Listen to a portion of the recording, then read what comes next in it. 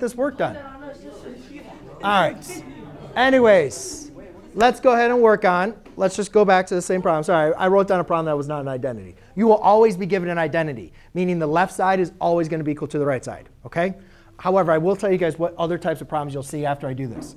So anyways, if we write this all in terms of sines and cosines, sorry, I'm going to have cosine of theta times cosine of theta over sine of theta times sine of theta, and you could put that over 1. Well, now, this makes it a little bit easier to simplify this. Maddie, come on. This makes this a little bit easier to simplify, doesn't it?